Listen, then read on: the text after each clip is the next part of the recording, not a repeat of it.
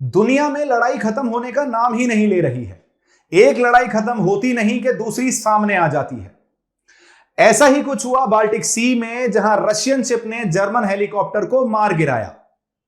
US president Donald Trump का कहना है कि रशिया एक वॉर मशीन है जो खाना पीना सोना तो छोड़ सकता है पर लड़ना नहीं छोड़ सकता। और रशिया ने भी ट्रंप की इस बात को सच साबित करके दिखाया है और अपनी 2.5 साल से चल रही रशियन यूक्रेन कॉन्फ्लिक्ट को और ज्यादा ब्रॉडन अप करते हुए जर्मनी को भी पार्टी बना लिया है। इस वीडियो के अंदर हम ये डिस्कस करने वाले हैं कि आखिर इस अटैक से क्या क्या रिपरकशंस देखने को मिलेंगे, नेटो के अंदर क्या चेंजेस देखने को मिलेंगे, जर्मनी की डिफेंस स्पेंडिंग में क्या चेंजेस देखने को मिलेंगे, साथ के साथ बहुत इंपॉर्टेंट एस्पेक्ट जिसे हम बोलते हैं हाइब्रिड वॉरफेयर, वो भी इस वीडियो के अंदर हम डिस्कस करने वाले हैं। चलिए शुरू करते हैं। न्यूज में कुछ इस तरीके से कवर किया गया है इसे, Russian ship fired eight German helicopter इन नेटो लेक। यहां जो ये टर्म नेटो लेक है ये बाल्टिक सी के लिए यूज किया गया है। बाल्टिक सी के आसपास वाली कंट्री को हम बाल्टिक कंट्रीज बोलते हैं और उस पूरे रीजन को हम बाल्टिक रीजन बोलते हैं। आखिर ये रीजन कौन सा है? Estonia, Latvia, Lithuania, Poland, Germany और स्वीडन, ये सारी वो कंट्रीज हैं जो बाल्टिक लेक के साथ या बाल्टिक सी के साथ अपनी बॉर्डर शेयर करती हैं, कोस्टल बॉर्डर शेयर करती हैं। यहां नेटो का इन्फ्लुएंस आज की डेट में काफी ज्यादा है, इसलिए इसे नेटो लेक भी कहा जाता है। At a point of time यहां तक मॉस्को स्फीयर ऑफ इन्फ्लुएंस माना जाता था, इसलिए रशिया आज वापस इस जगह को डोमिनेट करने की कोशिश कर रहा है और नेटो के प्रेजेंस को नलीफाई करने की कोशिश कर रहा है और उसी की तरफ ये उसका एक अटेम्प्ट भी था। आगे बढ़ते हैं, देखते हैं न्यूज में किस तरीके से कवर किया गया है इसे। जैसा मैंने बोला, रशियन शिप को एलिजली बोला गया है कि उसने एक सिग्नल एमिनेशन फायर किया है towards a German Renaissance helicopter, जिसकी वजह से वो बाल्टिक सी में जाकर गिर चुका है, जिसकी वजह से रशिया और जर्मनी आमने सामने आ चुके हैं, जो याद दिलाता है हमें वर्ल्ड वॉर 2 का समय, वर्ल्ड वॉर 1 का समय।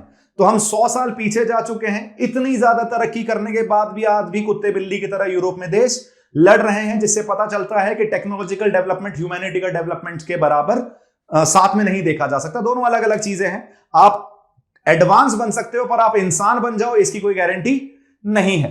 फॉरेन मिनिस्टर जो है जर्मनी की, जिनका नाम है एनालेना बैरबॉक, उनका कहना है एक नेटो मीटिंग में कि जर्मनी मॉनिटरिंग बढ़ा रही है किसकी? बाल्टिक पाइपलाइंस की और केबल्स की, क्योंकि रशिया हाइब्रिड वॉरफेयर की तरफ मूव कर चुका है।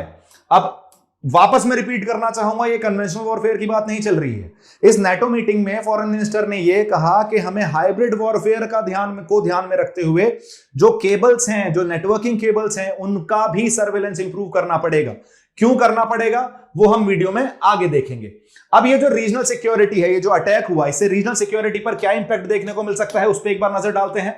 सबसे पहले समझिए हाइब्रिड वॉरफेयर और जो टेंशन एस्केलेट हो रही है cause of this hybrid warfare used by Russia.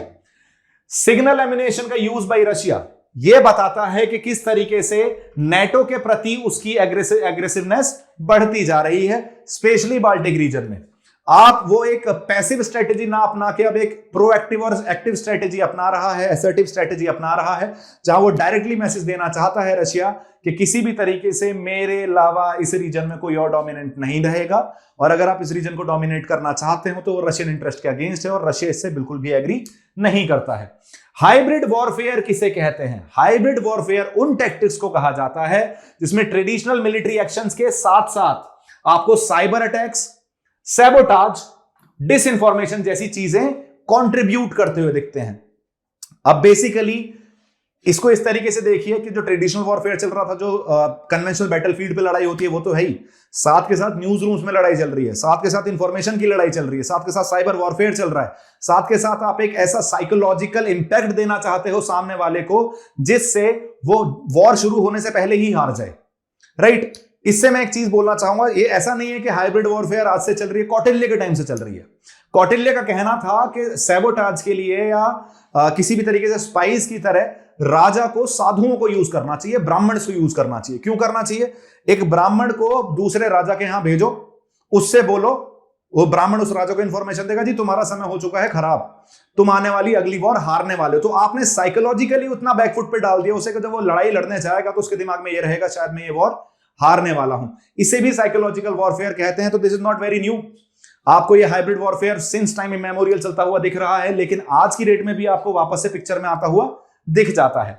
Critical infrastructure में डिसरप्शन की जो बातें चल रही हैं, अंडर सी कम्युनिकेशन केबल्स को डैमेज करना, स्पेशली बाल्टिक सी के अंदर एक कंसर्न बढ़ाता है कि कैसे वाइटल कम्युनिकेशन नेटवर्क्स को सिक्योर नहीं किया जा पा रहा है, जो इकोनॉमिक पर्सपेक्टिव से और सिक्योरिटी पर्सपेक्टिव से दोनों ही तरीके से काफी ज्यादा नुकसानदायक साबित हो सकते हैं। ये केवल मिलिट्री पर्सपेक्टिव को नुकसान नहीं पहुंचाएगा, ये सिविलियन इंफ्रास्ट्रक्चर को भी नुकसान पहुंचाएगा, जिससे security as well as economic stability दोनों इंपैक्ट होती हुई दिखेंगे। तो ये लड़ाई केवल फौजियों के बीच में नहीं होने वाली है, आम जनता को भी इसका उतना ही इंपैक्ट देखने को मिलेगा।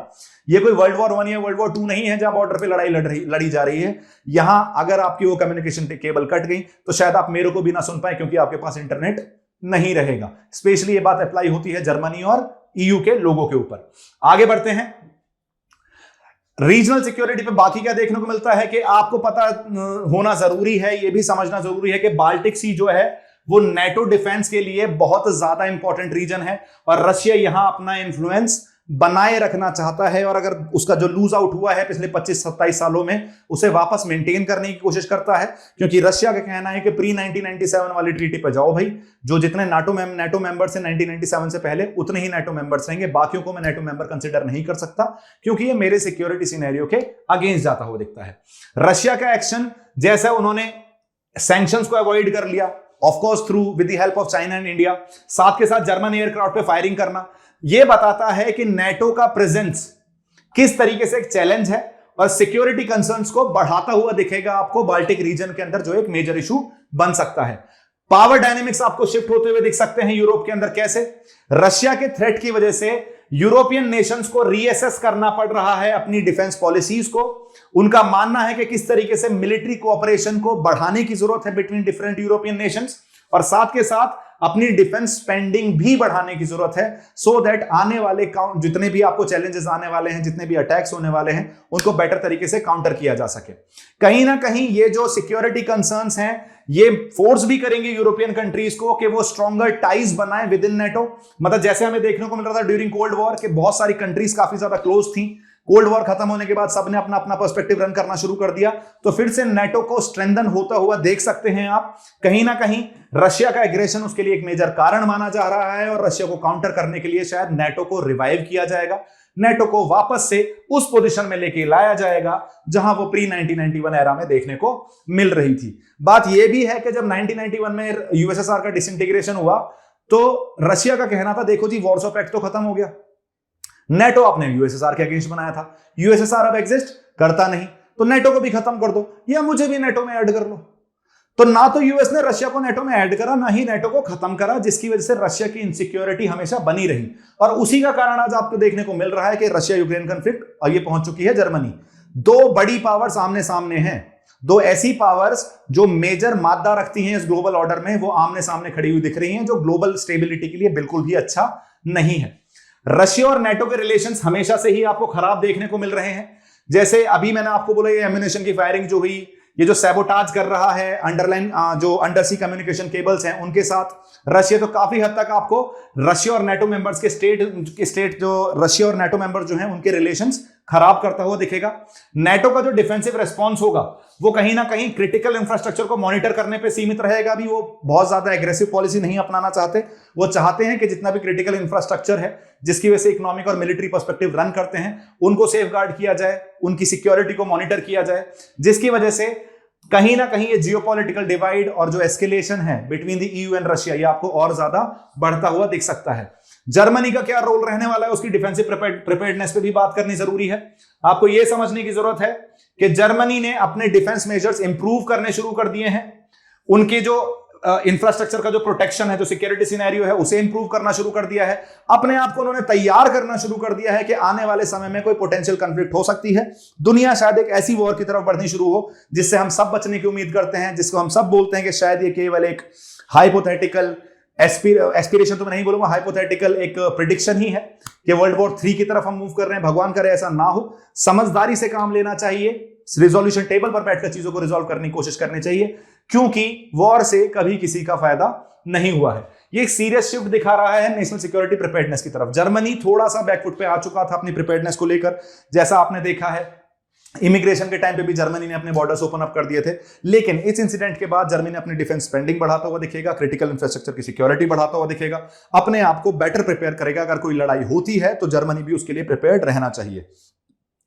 बॉम्ब शेल्टर्स के प्लान बनाए जा रहे हैं कि इन फ्यूचर अगर लड़ाई होती है तो बॉम्ब शेल्टर्स चाहिए सिविलियंस को बचाने के लिए, तो जर्मनी के अंदर बॉम्ब शेल्टर्स बनाए जा रहे हैं। डिफेंस रेडीनेस को इंप्रूव किया जा रहा है।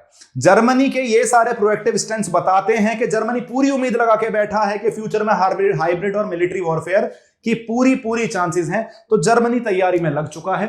अब हमें यह देखना है कि ये तैयारी सही डायरेक्शन में ना जाए, किसी भी तरीके से ये लड़ाई की तरफ ना बढ़े चीजें, क्योंकि अगर वो प्रिपेयर करेगा तो हो सकता है वो बाद में एक प्रोएक्टिव अप्रोच भी अपना ले, जिसे हम अवॉइड करने की कोशिश करेंगे।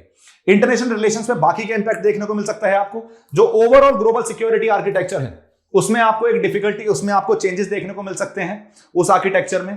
ये जितनी भी चीजें हो रही हैं इससे ग्लोबल जो स्टेबिलिटी है, जो पीस है, जो सिक्योरिटी है, वो वल्नरेबल होता हुआ दिख सकता है। और हाइब्रिड वॉरफेयर की तरफ पूरी दुनिया अगर मूव करती है तो it will not be only about the militaries, it will be about civilians as well. आपको, मेरे को, हर उस इंसान को जिस धरती पे जी रहा है, जो उस देश में जी रहा है, जिससे जो वॉर में इन्वॉल्व होने वाला है, हर किसी की लाइफ पे एक डायरेक्ट इंपैक्ट पड़ने वाला है। पहले इनडायरेक्ट पड़ता था कि पैसे बढ़ जाएंगे, चीजें महंगी हो जाएंगी, ये सब चीजें इकोनॉमिक इंपैक्ट थे।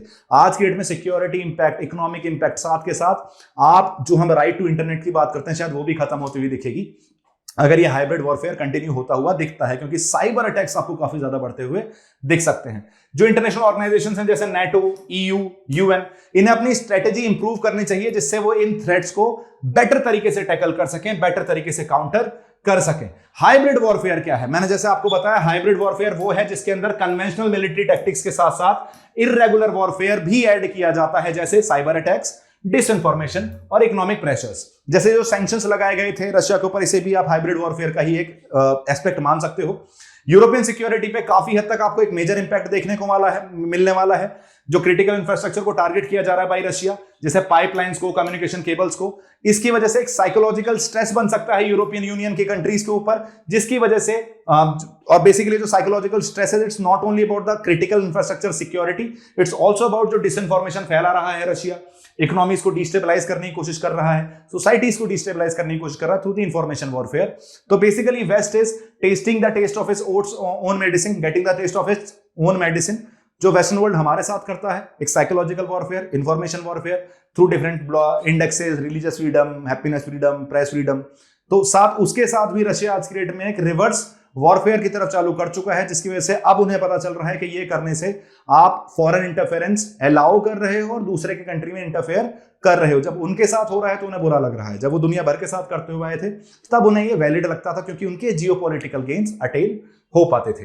कन्वेंशनल डिफेंस के लिए एक मेजर चैलेंज है कारण हाइब्रिड वॉरफेयर की वजह से आप ये नहीं समझ पाते यार मैं ट्रेडिशनल मिलिट्री का भी यूज करूं, क्योंकि किसी ने अगर आपने क्रिटिकल इंफ्रास्ट्रक्चर काट दिया तो वो एक्सपेक्ट करेगा तू भी काट दे भाई, तू भी क्रिटिकल इंफ्रास्ट्रक्चर डिस्टर्ब कर दे, मेरा डिस्टर्ब कर दे। आप इसमें आप ये कंफ्यूजन पॉइंट हो जाता है कि ट्रेडिशनल मिलिट्री अटैक कब करना है, तो एक कंफ्यूजन स्टेट में आप रह पाते हो अगर आप कहीं ना कहीं हाइब्रिड टैक्टिक्स में रहते हो। जैसे यहां लिखा है हाइब्रिड टैक्टिक्स ब्लर कर देती हैं उन लाइनों को जो वॉर और पीस को डिफाइन करती हैं। ये नेटो के लिए डिफिकल्ट हो जाएगा कि भाई ट्रेडिशनल मिलिट्री फोर्स के साथ कब रेस्पॉन्ड करें जब ये सारी चीजें आपको होती हुई दिख रही हैं। नेटो रिलेशंस में आपको देखने को मिलेगा कि रिलेशनशिप स्ट्रेंथन होता हुआ दिखेगा, जैसे मैंने आपको ऑलरेडी बताया। जो कलेक्टिव डिफेंस के पर्सपेक्टिव हैं वो आपको पिक्चर में आते हुए दिखेंगे। नेटो कंट्रीज आपको साथ में आती हुई दिख सकती हैं रशिया को टैकल करने के लिए। साथ के साथ जब अटैक्स की वजह से टेंशन बढ़ती है तो नेटो की यूनिटी भी आपको बेटर होती हुई दिख सकती है और उनका रेजिलियंस भी आपको बेटर होता हुआ दिख सकता है। कलेक्टिव डिफेंस का मतलब होता है कि अगर किसी एक कंट्री पर अटैक किया है तो मानो सारों नेटो मेंबर्स पर अटैक किया है, और अगर किसी एक कंट्री पर अटैक किया जाएगा तो सारे नेटो मेंबर्स मिलके उस अगेंस्ट जिसने अटैक किया है उसके अगेंस्ट अटैक करने की तैयारी करना शुरू कर देंगे और एकजुट होकर उस एनिमी का सामना करेंगे। इस केस में रशिया है वो एनिमी। डिफेंस स्ट्रेटेजीज अपनाने की जरूरत है, इंटीग्रेटेड डिफेंस स्ट्रेटेजीज अपनाने की जरूरत है, मतलब कि आपको मिलिट्री, साइबर, इकोनॉमिक रिस्पॉन्सेस के लिए तैयार रहना चाहिए, जॉइंट मिलिट्री एक्सरसाइजेस करानी चाहिए, डिसइंफॉर्मेशन कैंपेन्स रन करनी चाहिए, कहीं ना कहीं साइबर सिक्योरिटी के लिए साथ मिलकर काम करना चाहिए, जिससे कंबाइनली और यूनिफाइड तरीके से आप रशियन थ्रेट को काउंटर कर सको। डिफेंस स्पेंडिंग को बढ़ाने की जरूरत है, जैसे जर्मनी ने कुछ डिफेंस स्ट्रेटेजीज अपनाई है, उसने अपनी डिफेंस स्ट्रेटेजी बढ़ा दी है, डिफेंस स्पेंडिंग बढ़ा दी है, अपनी मिलिट्री कैपेबिलिटीज को इंप्रूव करने की कोशिश कर रहा है, वो काउंटर इंटेलिजेंस स्ट्रेटेजीज को इंप्रूव करने की कोशिश कर रहा है और साथ के साथ साइबर सिक्योरिटी को भी इंप्रूव करने की कोशिश कर रहा है। क्रिटिकल इंफ्रास्ट्रक्चर की सिक्योरिटी पे उसने प्रायोरिटी दी है, जो मैं ऑलरेडी डिस्कस कर चुका हूं। तीसरी चीज, कहीं ना कहीं सिविल डिफेंस मेजर्स के लिए उसने बॉम्ब शेल्टर जैसी चीजें बनानी शुरू कर दी हैं कि इन फ्यूचर में अगर वॉर होती है तो सिविलियंस को तो एटलीस्ट प्रोटेक्ट किया जा सके। इंटेलिजेंस और सर्विलेंस जो है इस रीजन के अंदर, स्पेशली बाल्टिक रीजन के अंदर, जर्मनी बढ़ाता हुआ दिखेगा। ये जर्मनी की स्ट्रेटेजी है to counter the Russian impact, लेकिन कहीं ना कहीं इन सबसे आपको चीजें और ज्यादा एस्केलेट होती हुई दिख सकती हैं, चीजें रिजॉल्व होती हुई नहीं दिख रही हैं। इस सारी इंफॉर्मेशन के बेसिस पे आपके सामने ये सवाल है, 250 वर्ड्स में आपको ये अटेम्प्ट करना है based on the information I have given you in this video. The question is, in the light of recent alleged incident involving a Russian ship firing a signal ammunition at a German helicopter in the Baltic Sea, evaluate the potential implications of this event on NATO's strategy in the region. How might this incident, along with the increased hybrid warfare tactics and infrastructure attacks, influence Germany's defense and security policies, particularly in relation to its preparation for the potential conflict with Russia? इस पूरे video को अगर आपने ध्यान से देखा है तो आप डेफिनेटली इस क्वेश्चन को आंसर कर पाएंगे। That's all from my end. Subscribe to our YouTube channel, that is Chahal academy. Thank you so much guys and have a good day.